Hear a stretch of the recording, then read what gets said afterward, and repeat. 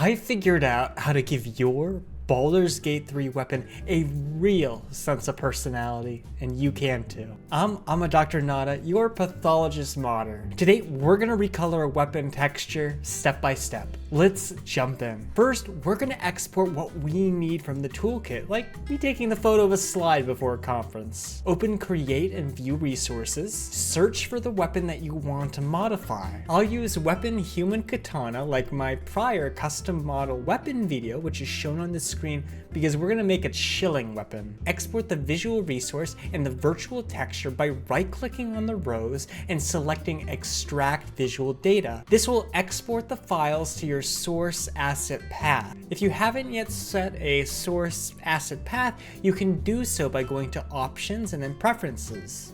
Then go to Global Settings and set the path using the triple period button. Next, we're gonna make our importable weapon. Install Blender, which you can download from the link in the video description, and then process your model like covered in my prior video on custom models shown on the screen. Following that tutorial, since we're not editing the model this time, all we have to do is make the weapon rigid and then select all and export. This ensures that the mesh is properly referenced for the Baldur's Gate 3 toolkit, and if you have any issues in this step, let me know in the comments and we'll figure it out. Next, we're gonna edit our texture and give it some bright colors. Kind of like my favorite H&E stain. Bright, clean, and satisfying to look at. Install GIMP using the link in the video description and then launch it. Open your Albedo DDS file and uncheck Load Mipmaps. There are other texture maps like Normal and MSK. We're gonna skip those in this video, but leave a comment if you'd like to see a deep dive at a later point. We're gonna focus on the Albedo map because that's what determines the base color that you see in game. I'm giving my blade a red-blue theme inspired by Perniosis literally being allergic to cold water,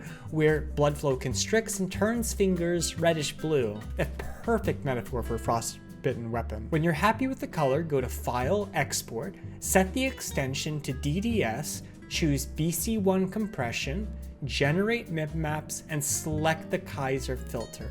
And I'll hold here for a couple moments just so you can get those settings down. Compression settings can vary by the type of map that you use, so that's something to keep in mind if you want to modify the other types of maps. Now, we're gonna bring our assets back into the toolkit. Rename the other textures besides Albedo to match your Albedo file name, and that's gonna keep your resources organized.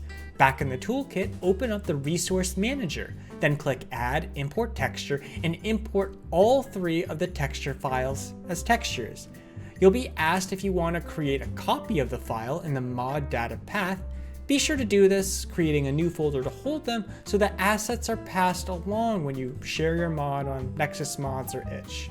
Import your Albedo as sRGB and the other maps as non-sRGB, which will just make sure that they show up and reflect light as you want. Thank you to Ani, one of my followers, for this incredibly useful advice. Import the weapon model, which you can learn how to do using my prior video on the screen.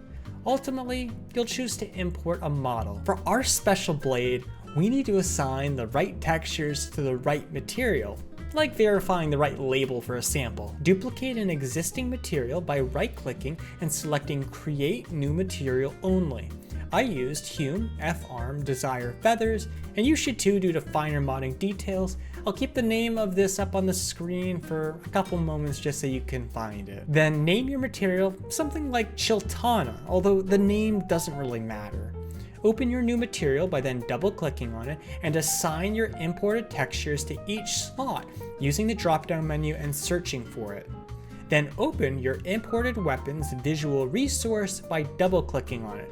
This will open up a new window, and then while keeping that window open, single-click on the material resource for your weapon to highlight it.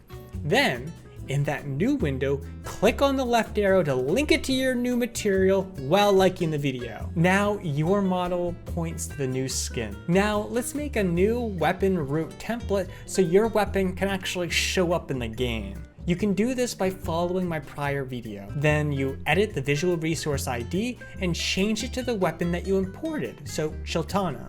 Before testing, we have to set the bounds for our weapon so it shows up properly on the ground, if that's where you place it. This is a tricky step, so feel free to post your questions in the video comments. And thank you so much to Zephias Rex, Ani, Pommel Strike, and Scray for helping me figure this out. First, determine your weapon's GUID, which we need to find the file to work on. So find it on the resource manager like I have shown here. Second, we need to use lslib, which is our old friend from before there was a toolkit.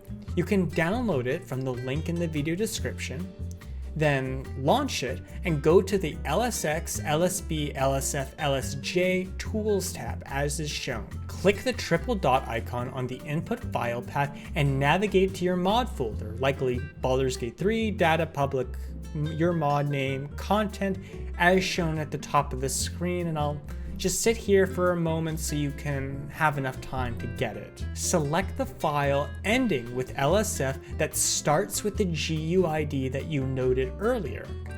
Then copy and paste the input file path into the output file path and change the file extension ending to LSX from LSF, and then click convert. So it should then produce an LSX file in that directory. Go to where the file is and open the LSX file using whatever text editor you prefer. I use Notepad+, and then set the bounds max field to 111 as shown.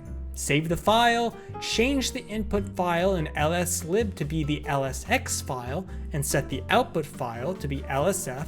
Click convert again and restart the toolkit. There are cleaner ways of setting the bounds so it's a little bit more precise. For example, by using Pommel Strike's tool as is linked to in the video description. That's a topic for another video. But let me know in the comments if you'd like to learn how to install it and use it to really maximize those fine details that can make a big difference. While you can preview your weapon in the resource toolkit, it will show up correctly now.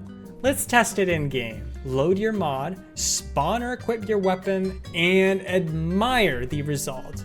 And you can see how to do this using my prior video here on the screen. Be sure to share the pictures of your custom weapons on my YouTube community tab or Patreon.